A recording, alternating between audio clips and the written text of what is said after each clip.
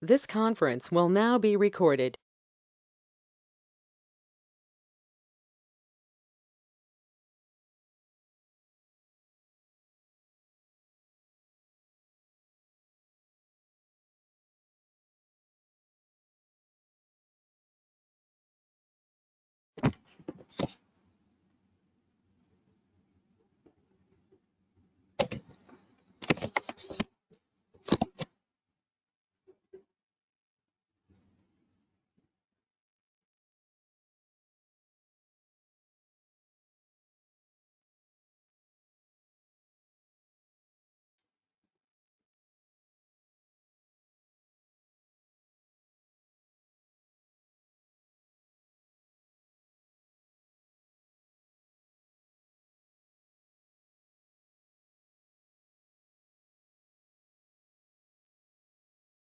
Hello, Dr. Sanjeev. Very good afternoon, everyone.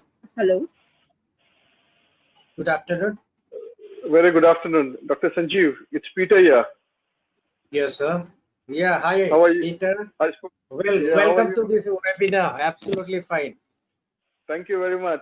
It was pleasure speaking to you this afternoon. Yes, yes, sir. We are starting this Very good webinar, sir. afternoon, everyone. On Very behalf good of afternoon all to the you. Okay. Yeah. so we are starting the session. Yes, yes. Very good afternoon, everyone. On behalf of Honorable Secretary General Dr. G.P. Agarwal and Dr. Sanjeev Lair, Executive Secretary WASME, heartily welcome Mr. Ranjan Narula, Managing Partner of RNA Technology and IP attorneys, and all distinguished guests and panelists for contributing their valuable and precious time to make available for live webinar on intellectual property rights and how startups and SMEs can protect and monetize their intellectual property. My special thanks to Mr. Ranjan Narula for partnering WASME in this webinar. I also welcome all the dignitaries who have taken out valuable time to participate in this webinar. Let me brief about WASME, a global organization having member representatives in more than 100 countries, spearheading the cause and development and promotion of SMEs worldwide through policy advocacy, information dissemination, conferences, seminars, events, trainings, publications, network linkages, and many more since 1980. WASME has the consultative and observer status of United Nations. What are intellectual property rights? Intellectual property rights are the rights given to persons over the creations of their minds. They usually give the creator an exclusive right over the use of his her creation for a certain period of time. We have esteemed guests to discuss on the topic. May I hand over mic to Dr. Sanjeev Laik, sir, Executive Secretary, WASME. Mic over to you, sir. Thank you. Thanks, Mega. As you are aware that MSMEs are the backbone of our economy, which contributes 30% to GDP, 99% of the industry share, and generate 70 to 80% of employment. Out of that, 95% constitute micro having turnover of less than 5 crores. Our Honorable Prime Minister Sri Narendra Modi's vision to empower MSMEs and calls for Atmanirbhar Bharat or self-reliant India movement and announced a package to cater to various sections of businesses including MSMEs and advocated for vocal for our local products and make them global. Surely this is an opportunity for businesses, including MSMEs. I'm just giving you one stat. Research indicates that IP intensive industries generate 72% more value per employee than non-IP intensive industries globally.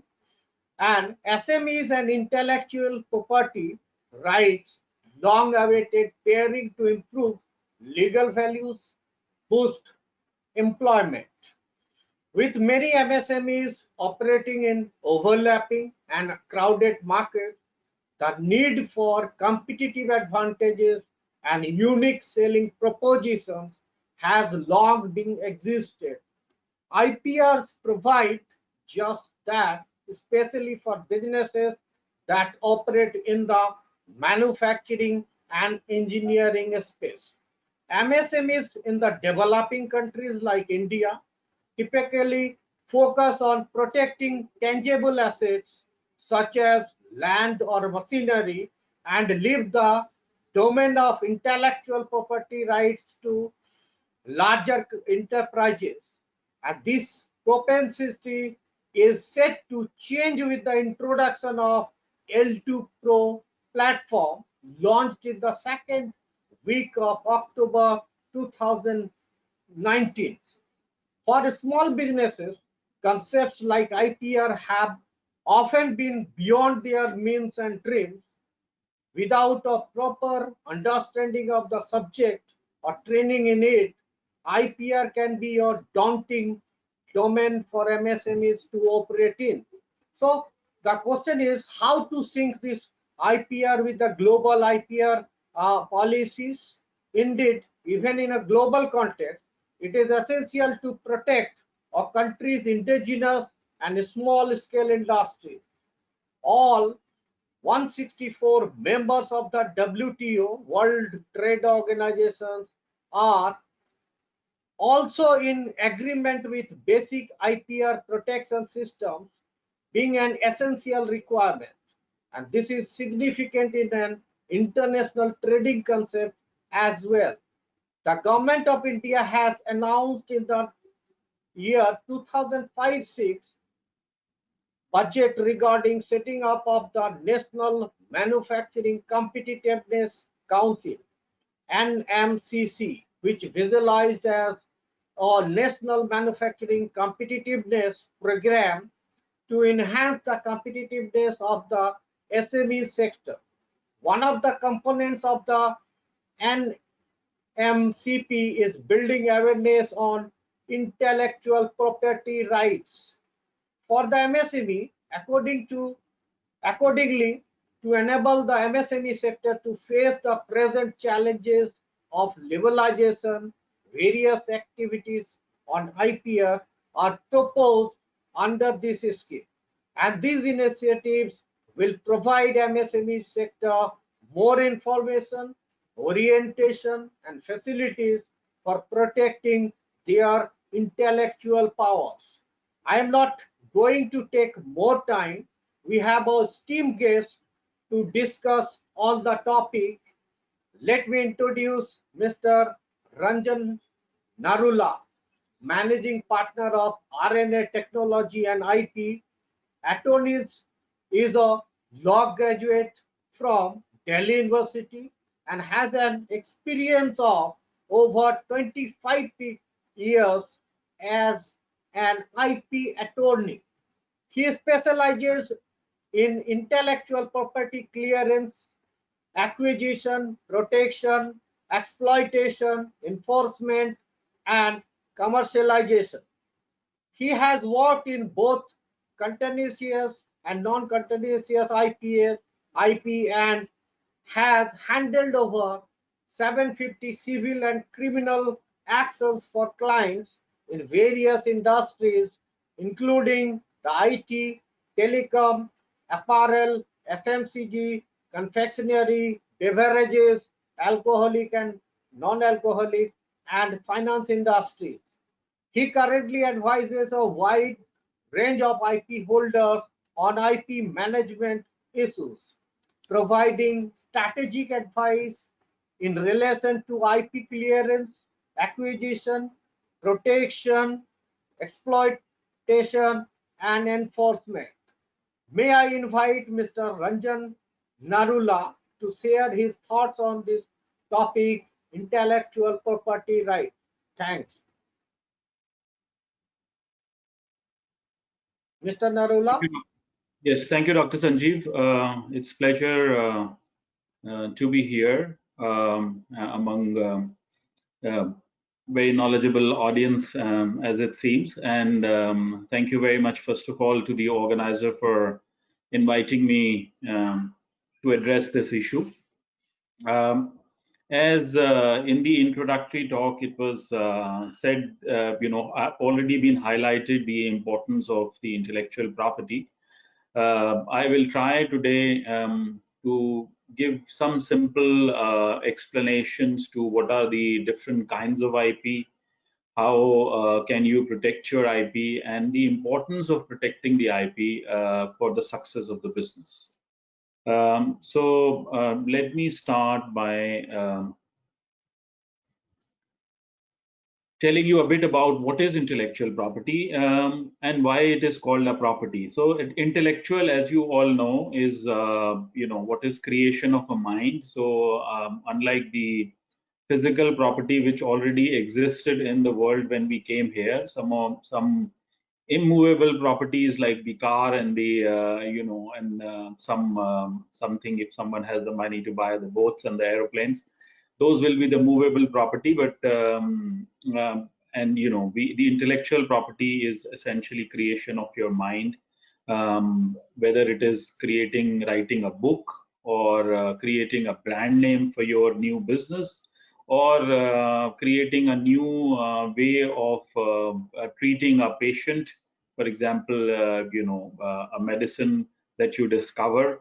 All of these are what people, either by doing the research or by their mind, create those properties. Why it is called property? Because similar to a physical property, you can also buy and sell an intellectual property. So taking an example of the land, as you buy the land, and thereafter you want to secure your rights in those in a plot of land or a house that you may have bought, or an apartment, what you do is you go to a registrar office, which is called the land registry, or the registrar office, where you sign certain documents to create your ownership, either directly from a developer or sometimes from the government, if it owns the land. Similarly, when your mind has created an intellectual property, has created a brand name, or has written a book, or created a movie or a play, you would like to register it. The government of India has created separate offices for registering those properties. There is a trademark office for registering the brand names. There is a copyright office for registering the copyrights, including movies, books, plays, etc. Even software qualifies as a copyrighted work. And similarly, if you are creating a new invention, then you would go to the patent office. Collectively, all of these offices run under what the government has named as Controller General of IPO, Indian Patent and Trademark Office. So another way of monetizing your IP, or once you have created the IP and you would like to now create another revenue stream for your IP, some people actually just license those IP. So you would have seen what is coming to my mind is the Disney characters. The Disney does not, you would be surprised that the Disney does not make bags, as you see, for children. They do not make any stationery products for the children. What they do is that all the characters that they create, the Disney, they actually license it to certain companies to put their characters on the stationery, on the bags, on other gifts, which people with children are very much interested, and they force their parents to buy them, and so and they charge them a royalty fees. So another advantage of the creating your own IP is that if your IP becomes popular, you can actually even license that rights. An example of the franchisee in an IP would be something like a McDonald's or a Subway restaurant. where they created a certain way of running a restaurant, and then thereafter in every country that they go, they don't actually invest in creating those restaurants, but they just give the franchisee the know-how, how to run the restaurant, how to design the restaurant. That is how, why when you go around the world anywhere and you see a McDonald's restaurant, they all look alike. And the color scheme and all of that is so standardized that it actually creates a faith among the people that whatever I am buying from McDonald's, it will be clean restaurant. It'll have a certain amount of quality which I can be assured of. So IP in some way helps you do that.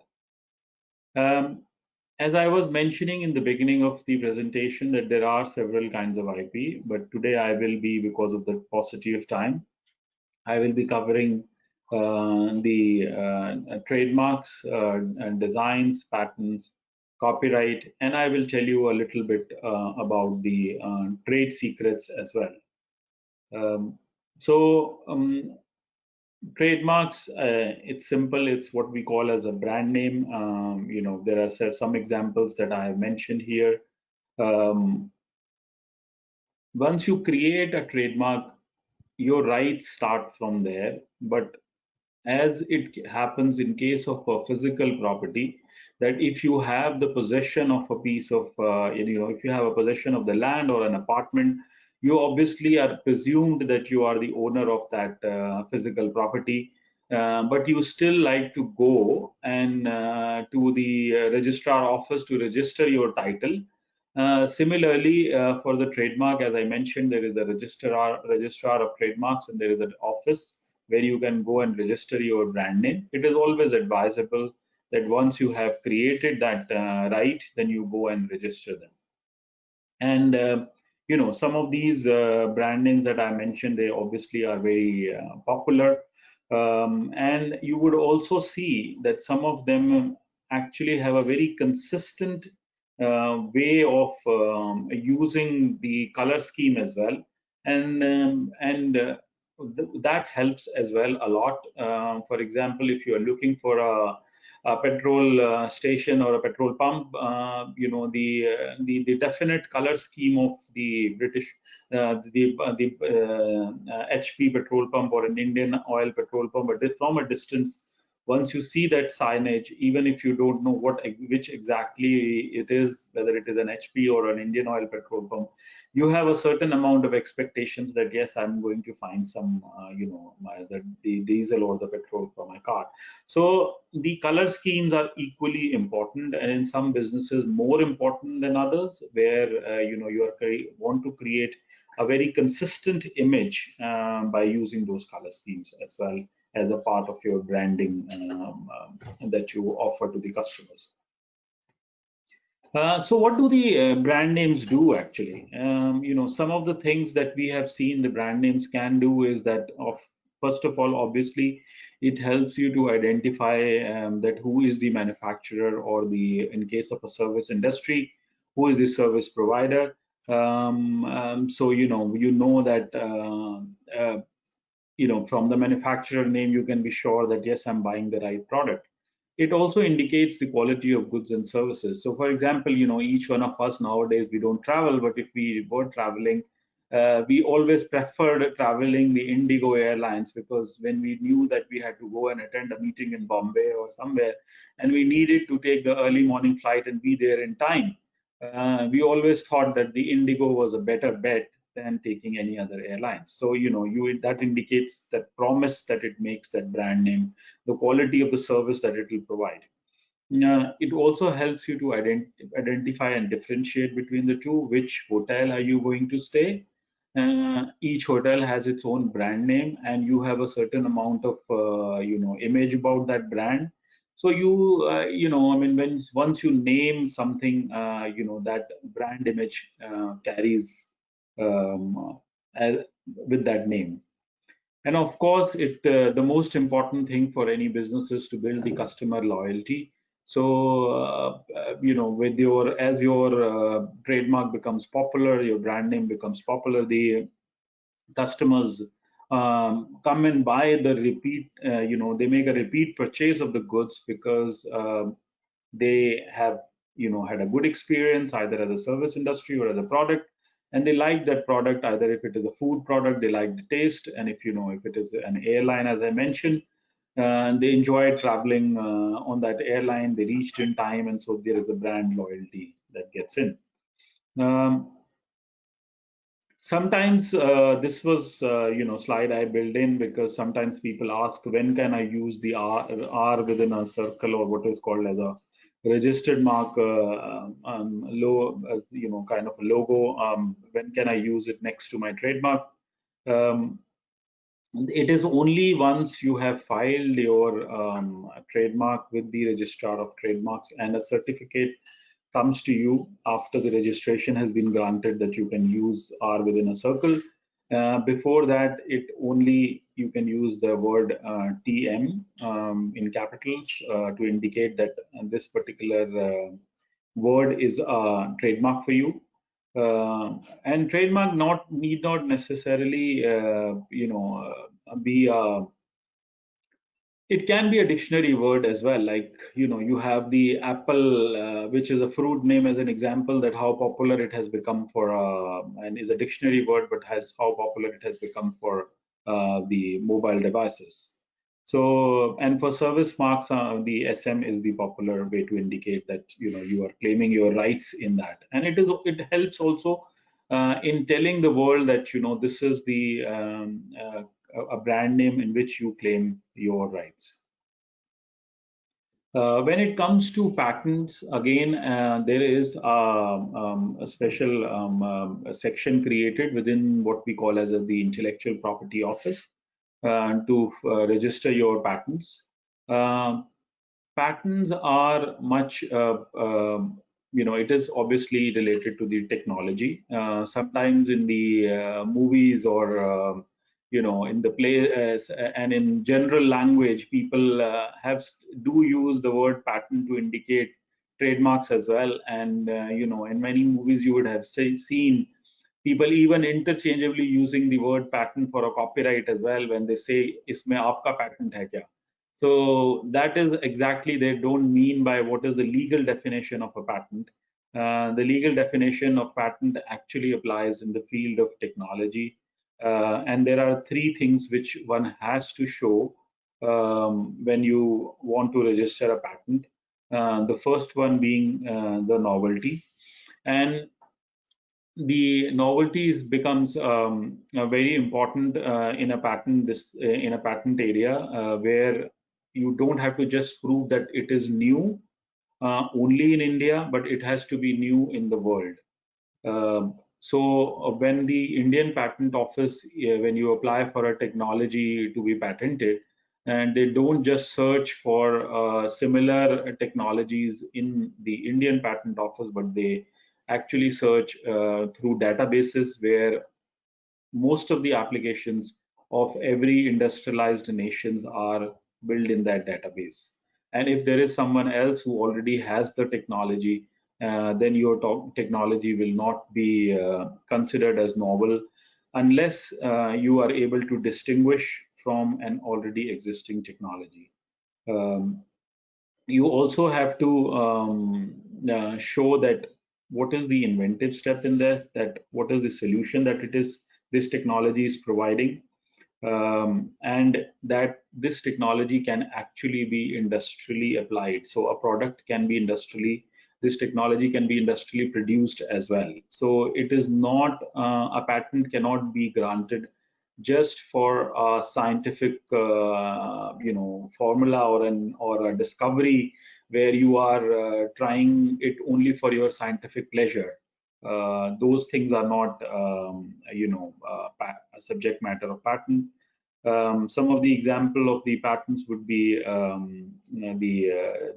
the medicines is one important area, particularly with the these days we are talking about the coronavirus, and everybody is in a rush to produce the vaccine for the coronavirus, and there are a number of discussions that once it is discovered and whichever is the most effective one, how will that be licensed to other countries, in fact, and the companies in those countries to be produce those vaccines? Who is going to charge for it, and who will own that technology? Is it obviously the company that is investing into the research and development would like to own that the patent over it, so that they can recover the cost of the research and development. But these again, at the same time, we are into a pandemic situation, so there are other issues involved in that area as well. When it comes to copyright, as I mentioned earlier as well, copyright is more about the books, the literary work, the music that we hear, the artistic work, in which does not necessarily mean artistic work that it has to be a piece of art that a painter would make, but anything which is created, even a simple drawing by your children is qualifies as a copyrighted work under the artistic work. So it is not the quality of the artist of the art, but it is the creation which is protected. Similarly, there are the play rights, the dramatic works, the musical works, and the recordings, the lyrics of the thing.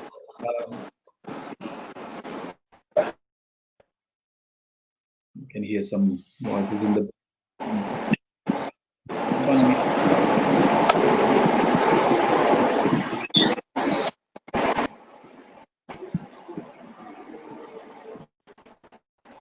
Can the organizers mute them?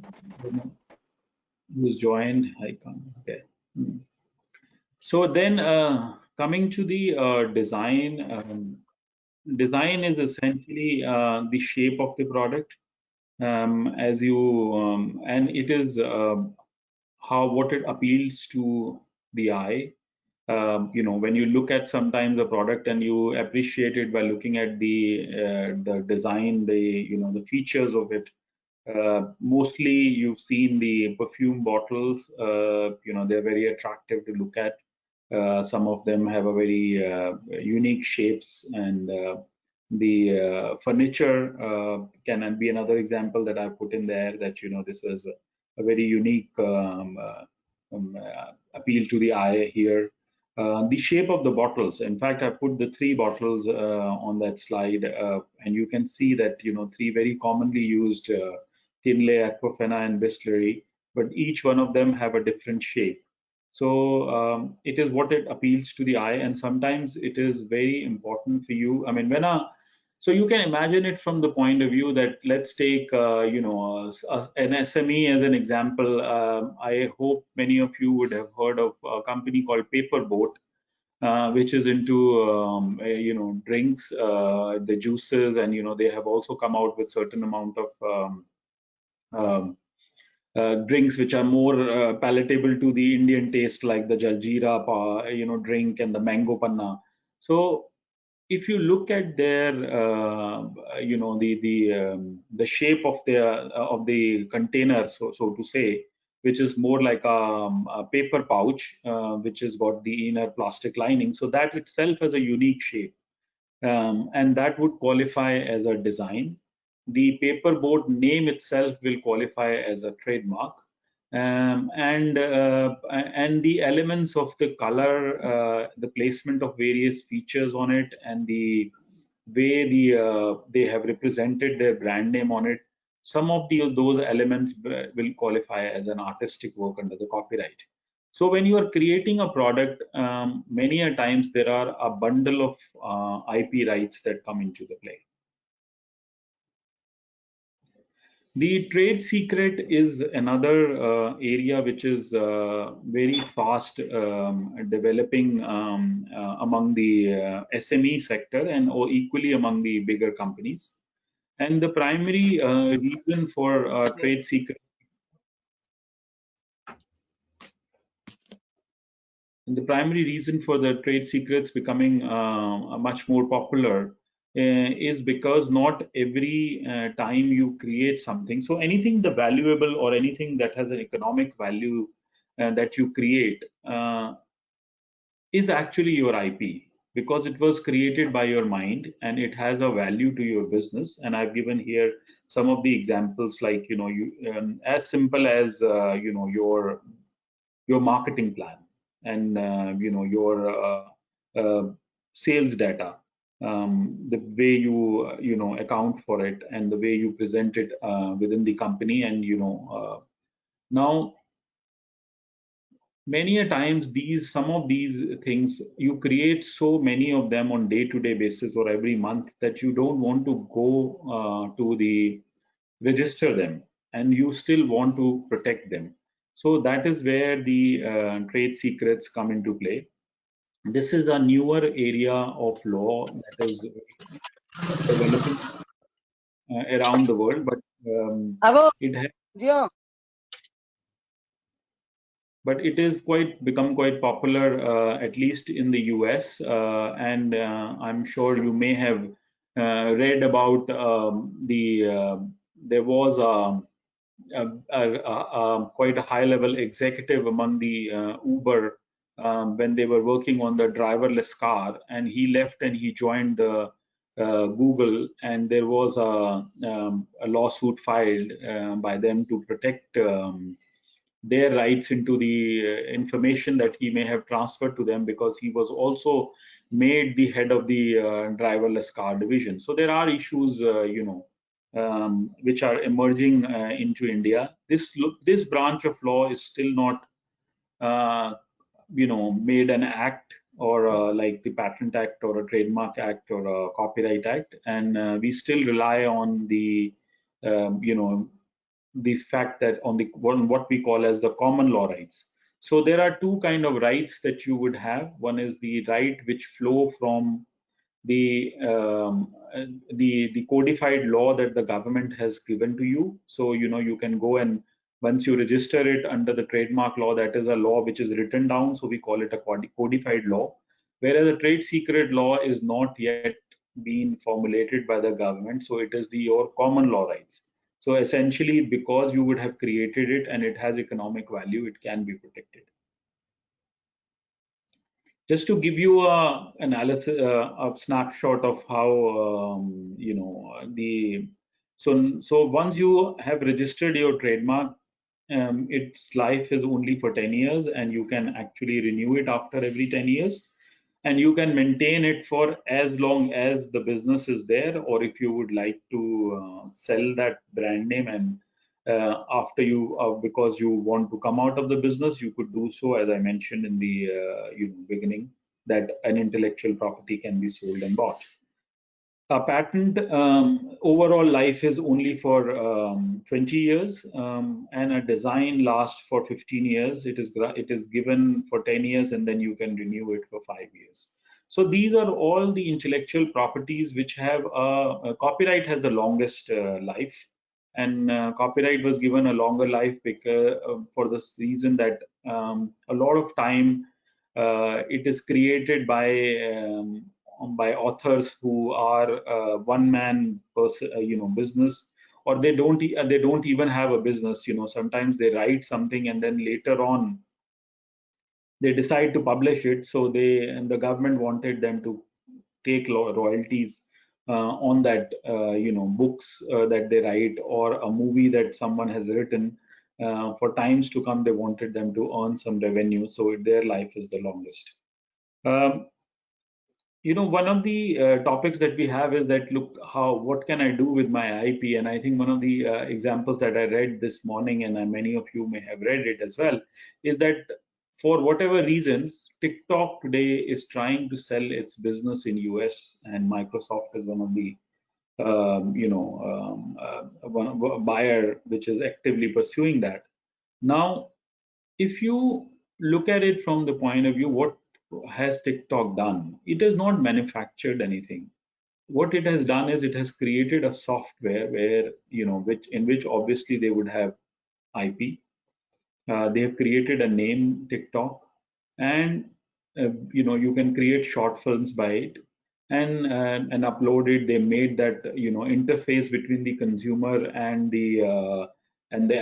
between the various users, as well as for whether it is to register or whether it is to create those videos, that it became so popular that here is a company like Microsoft which is willing to buy it. So you can, by that example, you can see that how important the IP rights are, and and how they can add value to your business. Another example that comes to my mind is you would remember many years back there used to be phones by the name Motorola, and at one point of time those flip phones of Motorola were very popular.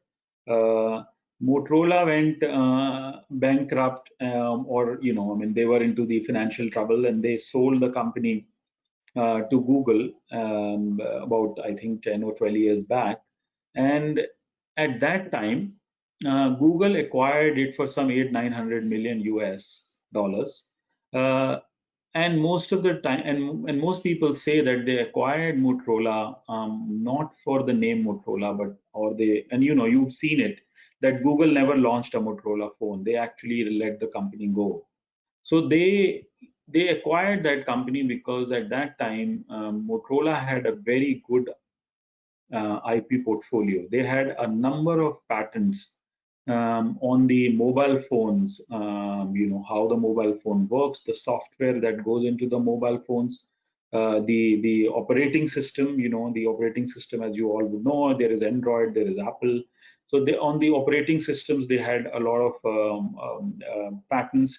And at that time, about 15 years back, when they acquired it, Google, they were about to launch the Android system, and they knew that there will be a lot of lawsuits filed against them, because that operating system had somehow taken many aspects of Apple patents, patents of Microsoft, and of many other companies, and they wanted to defend them.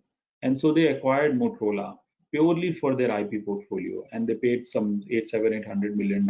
And they said it was still cheaper for them to do that instead of not going to the court without having any patents with them.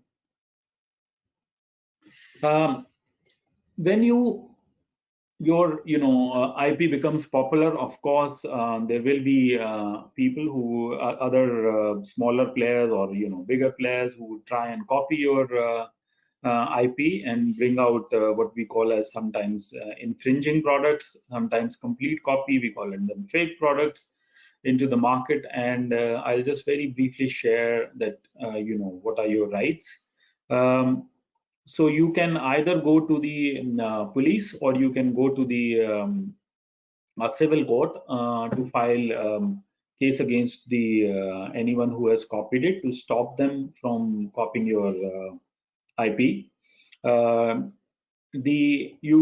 The civil remedies, or what we call as approaching the court for seeking a injunction or a stop, or an order to stop them from manufacturing, is available for all type of IPs, whether it is copyright, trademarks, designs, patents, and even trade secrets. In such cases, you can get an order of injunction. What I mean by that is that you can get an order to stop that company from any further producing goods which are either lookalike or fake. You can ask for damages, and you can also ask for handing over or delivery of those products for destruction. You can also go to the police, but for the patent infringement and for the design infringement, the government has not provided for criminal remedy. So you cannot approach the police if your patent is being copied by someone. You will have to approach the civil court in that case. But in case your trademark is copied, your brand name is copied, or your copyright is copied, in fact, for the movies, you would have seen that there is a mandatory sort of big notification that is displayed.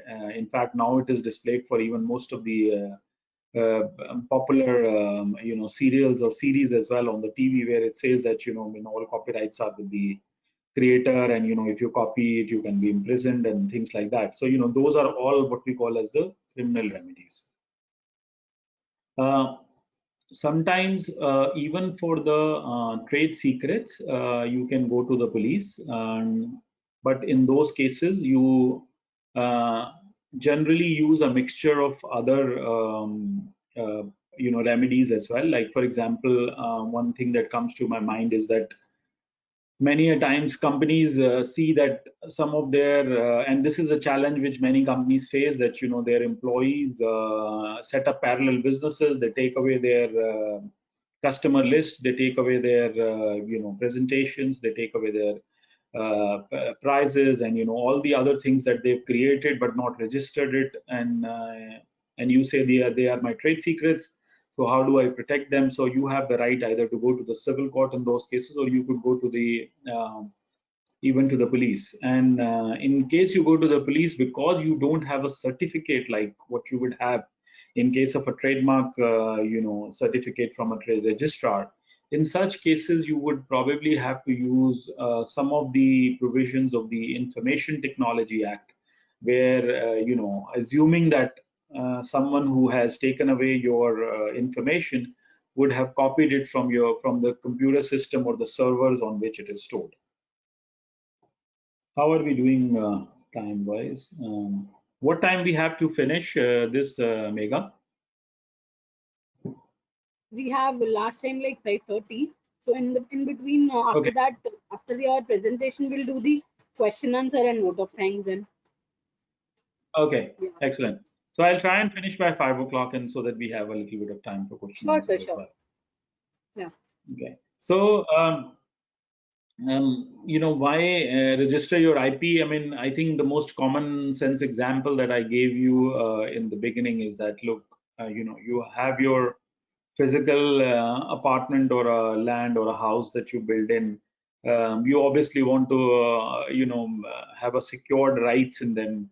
You just, although you have the possession, your neighbors and anyone else knows that you are the owner because you've been living there, or they have seen you there forever, but you still want to have a clear title over your rights. So it is much better to register them. We have already gone through some of these issues. I've already given examples to you on many of them, that I mean, how I think another thing which you can, as a small SMEs, sort of consider why IP is a good investment for you, is the fact that many a times when I work with the angel investors and venture capitalists, one of the questions that they always evaluate when funding a company or when funding a startup, or an SME, is that what is the IP here? Do they have any design rights? Do they have any patent rights? In fact, if some of you may have seen that series that comes on called Shark Tank, and in the Shark Tank there are these three investors who sit, and people come and pitch them for their business to seek funding from them. And if those of you, if you have not seen, I strongly recommend as an SME to see some of those, how the pitches are being made for funding. And one of the questions that most of the time those investors are seeking from them is that when the presentation is made is, have you got any IP in this? Have you got any patents? Have you got any designs? What is it that gives you the exclusivity in the product or the service that you are pitching for us to fund? How common it is, to replicate? So all of those issues, so the IP can really help you in that.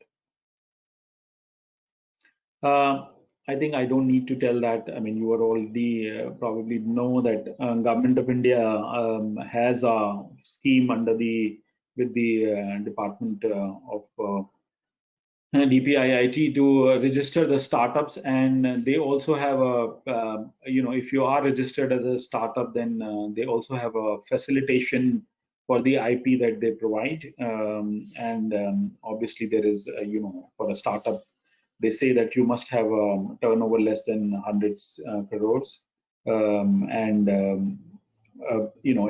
are also certain conditions that you can't just have a existing business which is 200 crores and split it up and say that okay, there are now two startups. So that is some kind of criteria that they've laid out. And the company in that case should not be more than 5 years old. The government scheme, as Dr. Sanjeev also mentioned, that the government is trying to push the SMEs, MSMEs, SMEs to look after their IP. As it was also mentioned that and which is true, that the IP-driven businesses generate more employment. They are more scalable. They are able to have a more sustenance in the long run, because of the certain reasons that we discussed in the previous part of this thing. But at the same time, when in a very general thumb rule, if you have an innovative IP, whether it is your brand name that distinguishes it, or a bundle of things that distinguishes it from other businesses, then the chances are that that business will continue to scale up much more higher and much more easily compared to a business which is a bit less organized, and there are other people who can easily enter that area and will not have to distinguish themselves and copy that very quickly. So I mean, in that sense, the government is making a big push to improve what we call as the innovation index of the country, and trying that people should file more and more patents, more and more trademarks, and you can imagine that about 15 years back, or even in fact in 10 years back, China was nowhere in the innovation index to be seen. There were always European companies, there were always US companies, which always would top the even the countries wise, they would top the innovation index. Now, in less than 15 years time, China is always number 2 or number 3 in most of the um, indexes on innovation that measures the country's capacity and the capability to innovate on new things. And the government of India wants that our businesses should actually do that. And Atmanirbhar, as Dr. Sanjeev said, Bharat is one of the areas that the government is trying to push the industry to innovate and find the solutions, because we already have a market. And I mean, that is the beauty of it. We have a large consumer base in India, and we can actually absorb a lot of things if we manufacture here in India, but we continue to import a lot of it. So what we have found, I mean, again, this is more of a kind of not to scare you in any way, but just sort of some examples of why we have found that IP. First of all, we've seen that I mean, most of the SMEs and MSMEs, they don't want to invest into IP, for they treat that as an expense. Many a times, even if the IP is created, they are not willing to invest money in protecting them. A lot of time I advise the startups when they come to us that when you are pitching for do a VC or do any other, even for when you go to a manufacturer to make your products for you, always get a non-disclosure agreement signed, because you never know, he likes the idea so much that tomorrow he may twist it a little bit and start producing it for himself. So I mean, again, protecting the IP for you is in your best interest. It is true that it does cost to protect the IP. in the sense that you will have to take the action, you will have to spend the money. So sometimes that is a little bit of sort of not so happy situation for some people. But then kind of imagine it this way, that if you have a physical property and somebody wants to come and trespass over it or tries to forcibly occupy it, you do have to spend the money to push him back. You go to the police, you go to the courts, you go and try and exercise your rights. And that is in a very similar way is your intellectual property.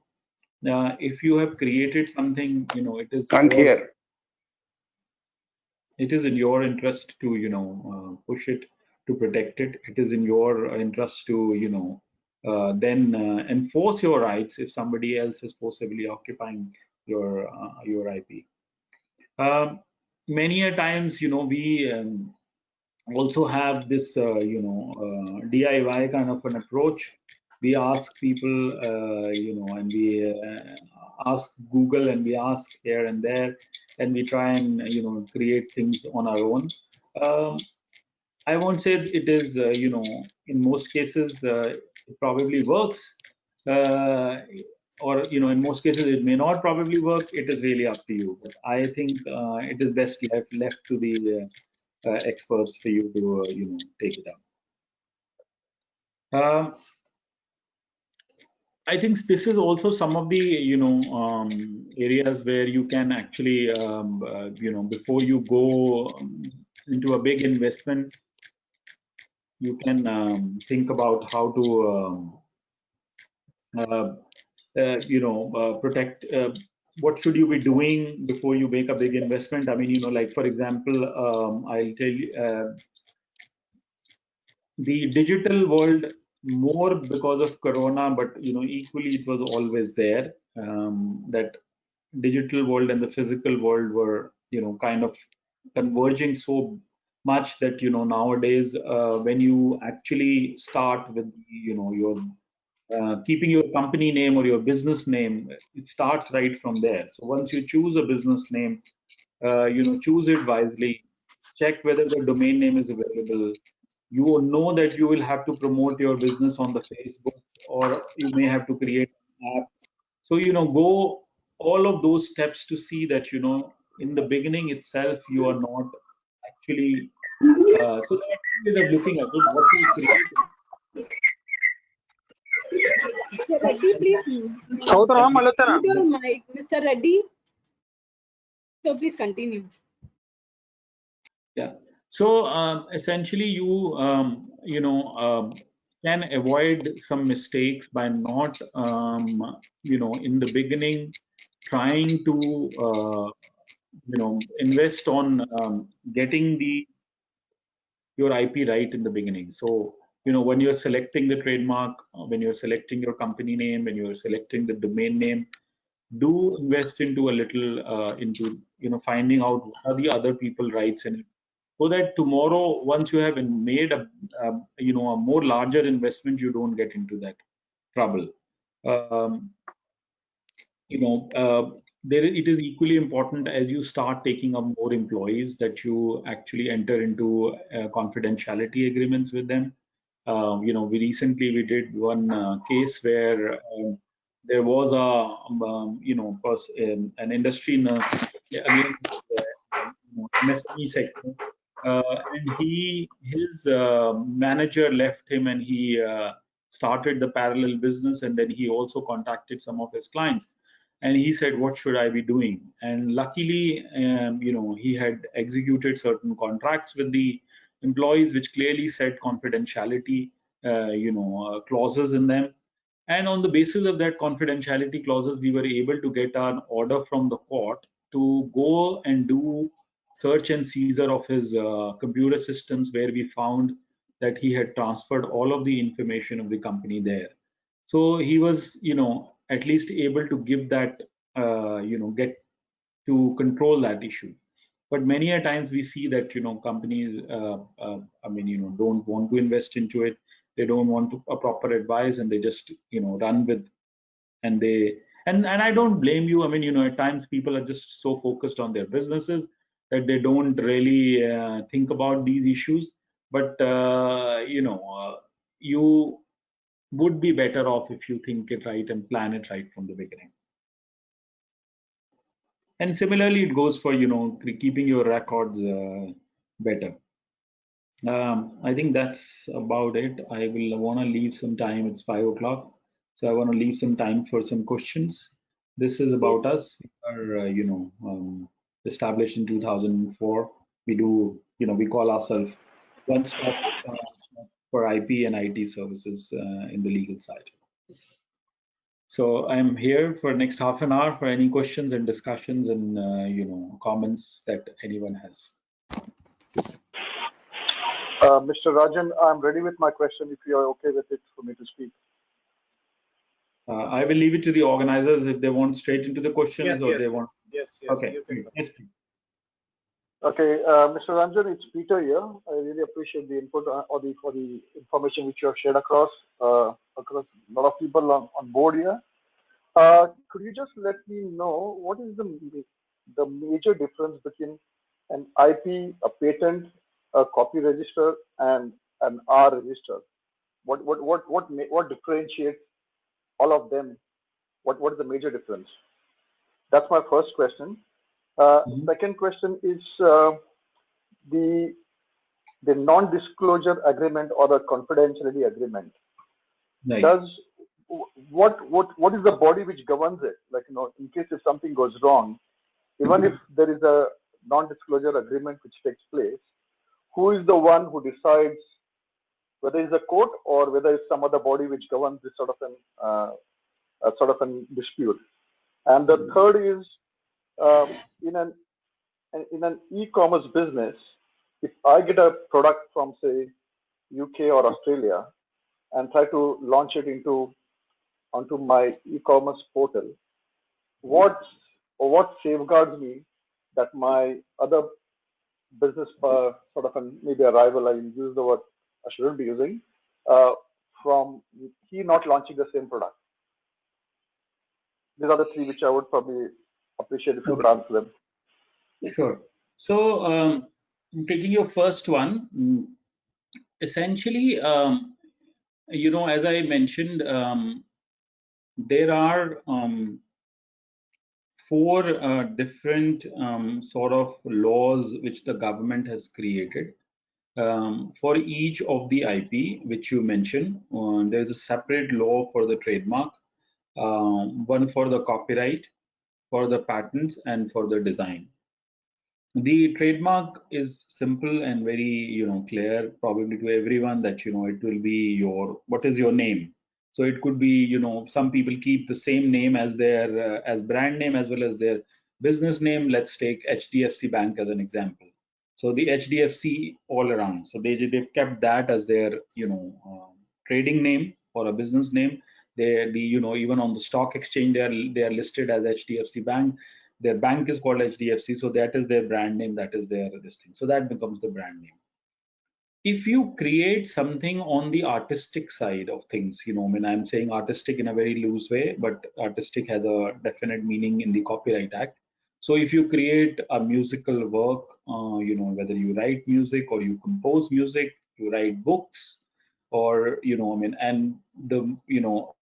or you write anything which is published either as a literary work or it is converted into let's say a television series or a movie,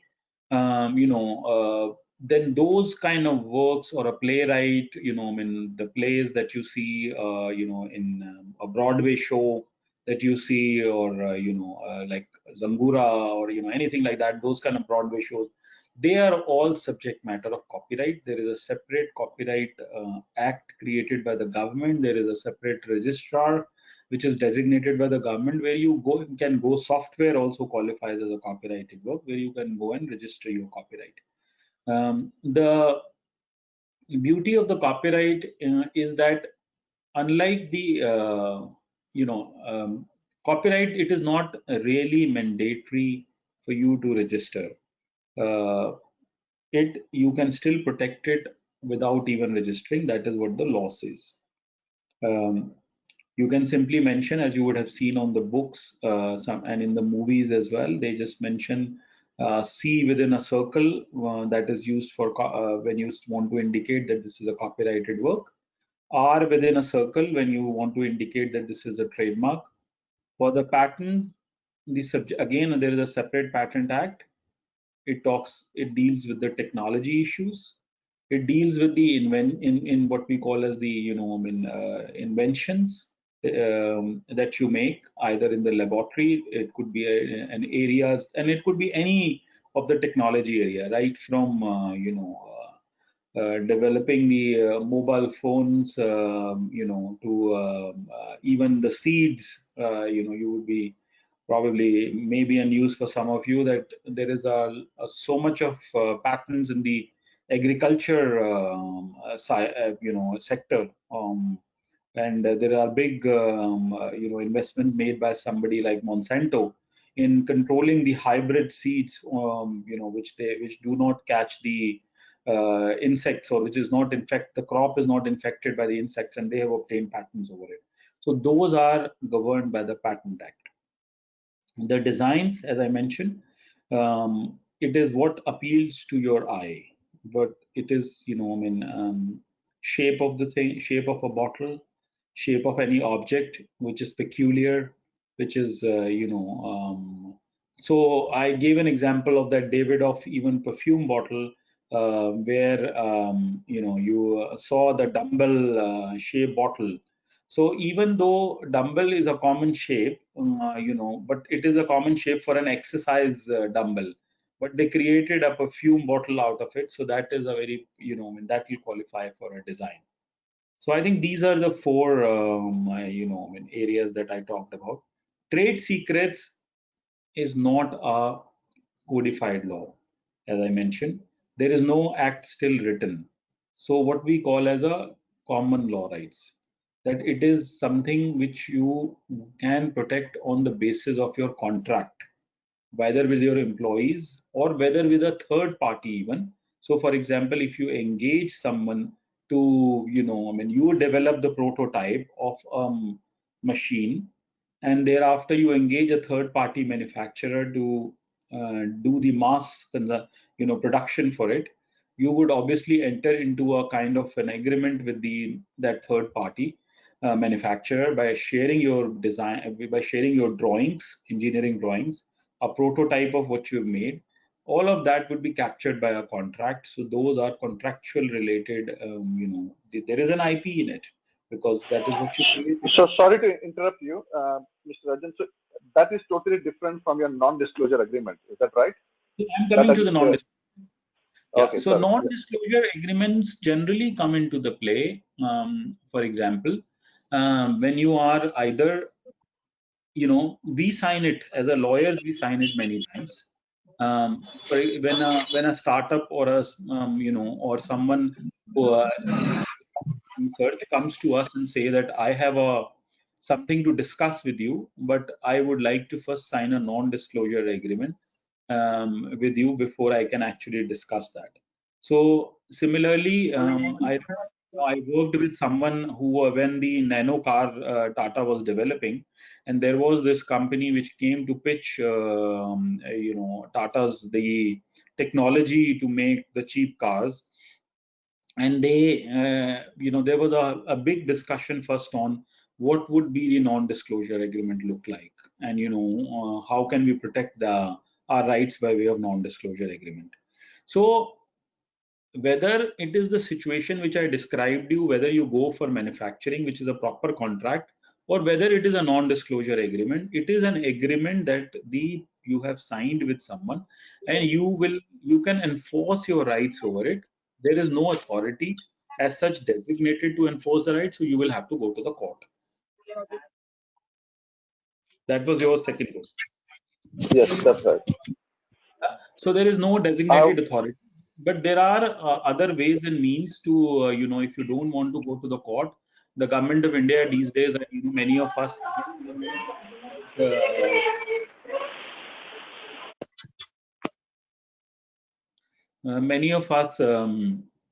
recommend to clients that there are other ways of what we call as a mediation.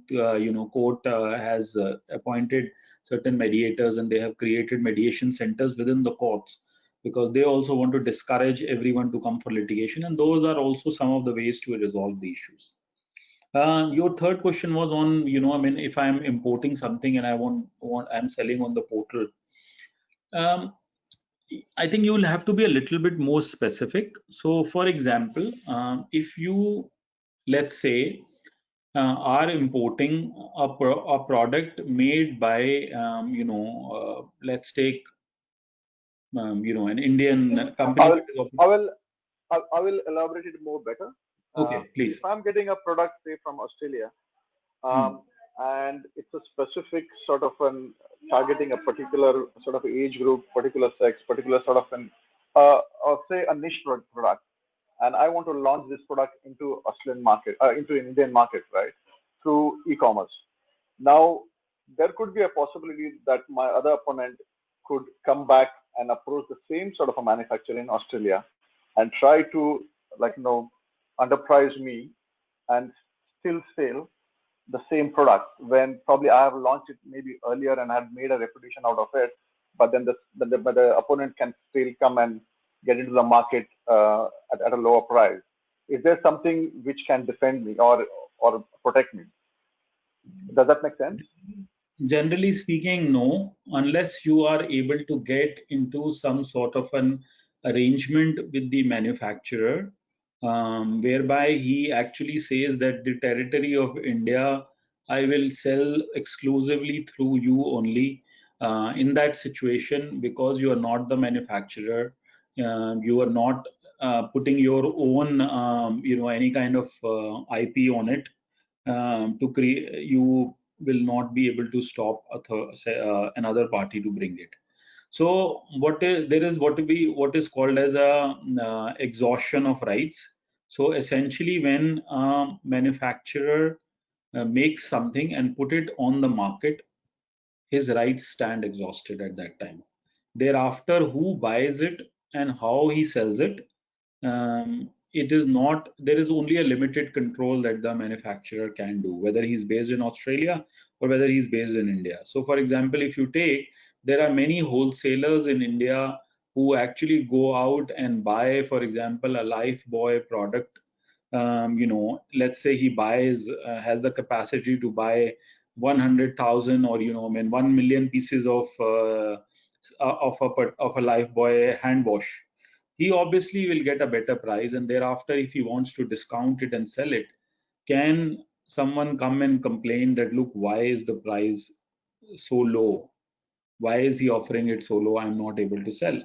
The manufacturer cannot control it because he's already, sold it to him. Now he wants to reduce the price. He wants to offer a scheme. He wants to, give, one free after you buy two. That is purely, your this thing, unless you have entered into some kind of a licensing arrangement with him or an exclusive distribution agreement with the Australian person. Thank you, Ranjan. I think it was a really good input from your side. I appreciate your knowledge. Okay. Thank you. Another question from Dr. Darwadi, I think. Dr. Darwadi, he's here.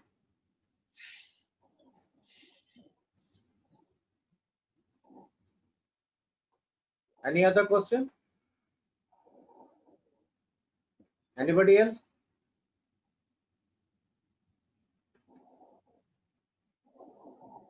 This is Papun Kumar Nath from Dhaka, Dr. Sanjeev. Can you hear me? Yes. Yeah. The yoga and traditional medicine, I attended a conference in Delhi. Traditional medicine and yoga kind of things are patented by the European or American country. India, Bangladesh, and they are not taking initiative to actually fight for their own patent or manage it for ours. Whether the presenter knows something about it, our traditional medicine, yoga, these are things actually who is doing patent in India or American people are doing that now. So there has been some issues on that, and so the history of this is also coming from the fact that there was someone who produced aromatic rice which were similar to the basmati rice in the US, and they called it basmati. And similarly, there was a issue about someone trying to say that the haldi has antioxidant properties, and there is and tried to patent that kind of properties by showing how by experimentation in the lab he's been able to discover them. And there were some issues on those, and India has opposed those, and taken it at the bilateral level between the countries. Now, what they have done is they have also compiled a traditional knowledge bank, and every country, they are hoping that whatever our traditional knowledge is, that should also be searched by any other country when they are doing the patent searches, so that no foreign country or any other person can get a patent over some of the traditional medicines or traditional herbs that we have, for which we may not have, for which we know that the quality that they possess. For example, when we look at the long, we have traditionally known that long is very good if you have a toothache. So that India is trying to push. Yes, there has been some issues in the past. There has been issues even about somebody trying to protect the yoga poses as a copyright. At the government level, Yeah. But one thing, the litigation about this patent and copyright is very clumsy, and I super understand, Mr. Ranjan, you are a patent attorney, I mean copyright attorney. Do you practice it? And you can help if somebody from our country asks for this kind of international dispute. And I was in Minister of Industry. I noticed that it is very lengthy, it is very clumsy, and mostly the lawyers is not actually oriented with this practice. What do you suggest to fight to equip the lawyers for this intellectual property cases, fighting for that? okay. Am I clear? I actually couldn't hear you that clearly, but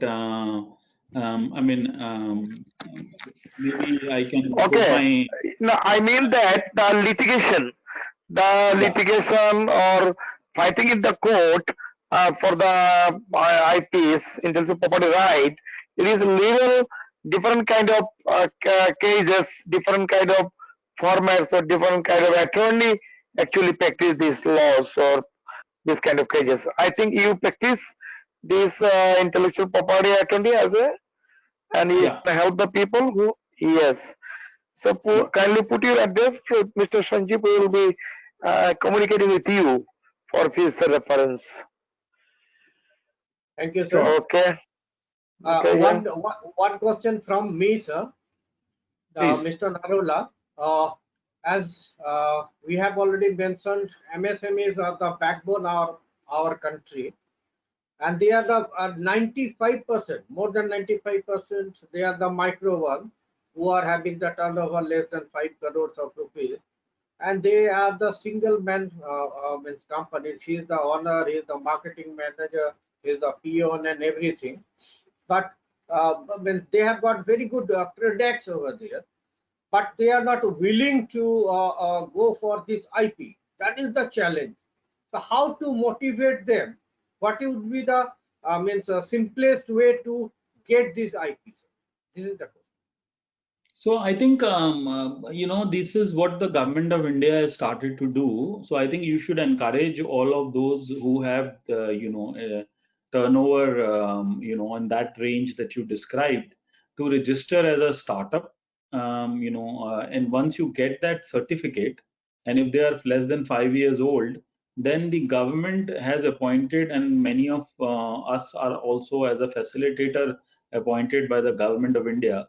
where we provide guidance to them free of cost. The government gives the official fees for them as well. And they can it can help them to simplify things, and if they don't want to spend that much of money, then that is the government is putting that effort for them. Yeah, the government scheme is there for IP. Yeah, very good. Yeah. So I would just talk to or communicate to all the MSMEs who are just participating here, or after this webinar also, we will also share the YouTube link so that they can be able to understand how to get their IP with the government scheme. We have got Mr. Narula like partner, so they can also facilitate you for getting that that IP address. That's great. Any other question from the platform?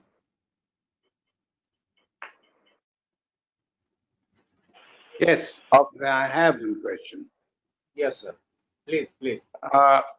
I essentially appreciate the efforts of the government regarding encouraging the startups, but at the same time, it assuming that those who are beyond the 5 years, the innovation has stopped, and these people are not in the innovating phase or whatever. Now, this is not the right approach. The incentives or the encouragement that is to be given, basically, these, as you said very rightly, that MSME is a one-man show. So he is tied up with his manufacturing, collecting bills, and so on. So this becomes a sort of an activity which gets a little lower priority, though it should not, but that is what it happens. So the motivational part, or trying to see that these MSMEs get into getting these things registered, I think the DICs have to play a very proactive role into it. After all, they are supposed to promote this IPR policy of the government. One. The question to Dr. Narula is, I have experienced, we had a couple of patents done for our company because we have our own R&D and so on. And once we applied for a patent, it took so much time that by the time the patent got sealed, I had already superseded my own product, which was getting under patent, by 2 versions ahead. Now, what is the idea of having a patent for a product which becomes obsolete and has been obsoleted by ourselves only? So the speed with which this thing is done needs to be accelerated. Unless there is some online system that you get into it and you register it, I don't know. The whole process is that you go through a lawyer, then he drafts out the whole document, then it goes out filing, then it goes for the petitions are filed and so on. The people contest that patent, and if not, then after a certain time you get the patent. To the cost of registration of patents is another issue which may be addressed. So 2 or 3 questions I have raised there. Yeah, I agree with you on the fact that it does take. But in the last 3 years, I don't know how far back did you did that exercise, but in the last 3 years, most of the activities now are digitized. So the whole patent office portal is now online. So you can actually you file you file everything online. The entire prosecution happens online. Examiners would send you the reports online. There is a hearing that is conducted, which is conducted through video conferencing.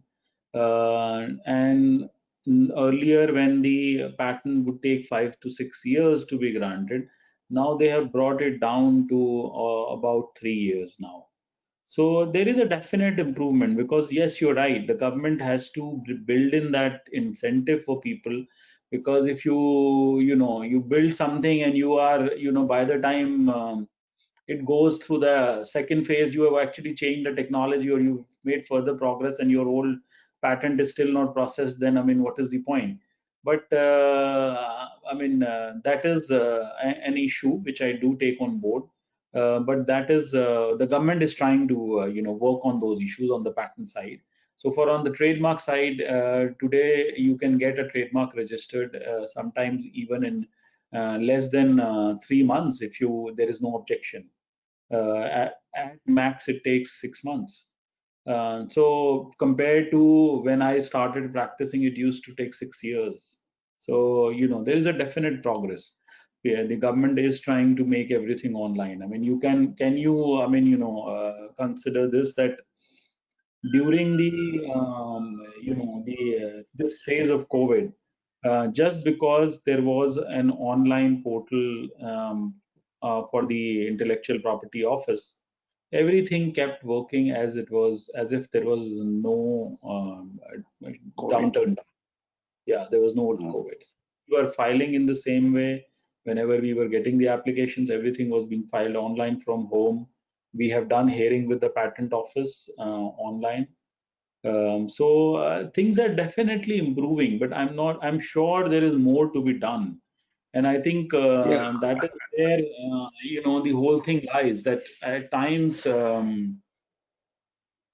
by the time, and this is what you just explained about your technology, actually, that is a syndrome which, we. The area of electronics, Doctor. I mean, this is the area which is electronics. Everything is changing with such a fast pace that if we can't catch up with that pace, the very purpose is defeated, right? Absolutely. So that is one of the problems that we had been facing. We thought of getting just a particular product patented. Meanwhile, by the time we prepared our documents and all, the people in the design fellows, they come up with an improved design. Then I noticed, then I told them, don't worry, we'll still patent it, and there's a provision for patenting the improvement. I can always file an improvement on a patent. That is also permissible, I understand. So I suggested this thing, but then the whole thing got so much changed that you can't call it improvement. It was absolutely a new change. And this change is happening because, with the advent of this internet, the technology that is available anywhere in the world gets known to anybody in the world, which means that if I am closely monitoring what is happening in my area of activity, I can know it, and I can immediately change and make a turn and get onto the latest technology and get into making my own. And this is what is happening. I mean, this is in particular, I'm talking to you is that we have been making some optical fiber communication equipment. And by the time this patent was granted to us, we were not willing to look at our own product, which got patented. Leave aside. Now, meanwhile, the competition copied the drawings, competition copied the product, and made money out of it. So what do? You are just waiting, seeing that people are taking advantage of your designs, and you end up getting a patent 5 years or 4 years. Yes, you're right. That was an old story. There's beyond 6, 7 years, probably 8 years. No, I think it was 2006 or so. I think then we had this patent. Then it discouraged. Then I said, let's not get into this kind of a patent. Then I noticed that, for example, Intel doesn't go for patenting. Google doesn't go for patenting. They don't go. But then we are not Google or Intel. We are an MSME. So in that respect, they can face the brunt, but not as an MSME. The commercial interest doesn't get protected by holding a patent. Yes, registration of trademark, I agree with you. This is a very important thing. And in fact, only the other day we were looking and telling our people that, look, it is very silly that we have not done our registrations on these trademarks. Let's get them. So this is a very important area. And I think for MSMEs, it's a real situation, Dr. Narula. Yeah, I agree with you. So very rightly noted. We can probably discuss offline some strategies as well, that if you are in that area. Yes, I agree with you. Yes, surely. Anyway, thanks so much for your answer. Thank you. Yeah, Doctor, Sarwari, one question was that Yes, please. DIC should support you. DIC, As a suggestion. yeah, Ministry of MSME, DI, that is the Development Institute. They have been already conducting so many programs on that. Let me tell you. Sorry, interrupting you. Let me enter you. When I said DIC, I essentially meant District Industry Center. Yes, Now, what yes. you are saying is that under Ministry of MSME, Yeah, which used to be Development earlier SISI, they had a certain wing of training and educating the MSMEs in various areas of activities, including IPR. In fact, we had also organized a program. I'm a former president of the Chamber of Commerce at Allahabad, and I had got a program organized in collaboration with MSME also, ministry. But the point is that the DIC is the first interface for any MSME, be it registration, be it talking about the bank finances, be it talking of Pradhan Mantri Yojana and so on and so forth. Not MSME office. No, it is the District Industry Center. Now there are a lot of people out there who do the routine work, and astonishingly, I noticed that during the COVID period, the staff which is supposed to promote and look after the industry was commandeered by the administration for looking into the COVID camps and so on and so forth. So this is a kind of a situation and the priority that gets assigned to MSME and the infrastructure of the government, which has been assigned specifically for MSME. I told the DIC general manager, I said, it's pity that you as an officer of the supposed to be looking after the interests of MSME, are doing a duty as a magistrate in Kumbh Mela. What is all this nonsense? You are supposed to look after the industry and look for the industry and nothing else other than the industry. Unless that resolute is there, we cannot achieve what we are talking about. You and I can only talk and we can perceive the things and we can talk about it. But the implementation part is not our role. We can do it ourselves, fine, period. But it doesn't help. It has to propagate. And for propagation, it is the DIC's role. They must get into it. Well taken, sir. Your point is well Thank taken, you. sir. We will, Thank you, sir. Thank you. We will follow up here. Thank you, sir. Any other Thank question? you, sir. Thank you. Should I request Megha for vote of thanks? I have a small Yes, sir. question. I, on Any behalf of question? World Wait, just a moment, Megha. One question more. I am Ashok Nanda here. Sir, I want to know how to become an IP lawyer. Yeah, Mr. Narula will answer properly. Yeah. Is the right person. So, when I did my law, I did not even know about what the IP law is, and it was all by an accident and by design that I became an IP lawyer. But nowadays, many universities, including, I don't know which city are you based, but like, for example, Amity University, has a specialization. Many other colleges, even the many colleges who provide the 5-year law degree course, after 3 years of basic law, they actually give you the option that you can choose the IP law as a specialization.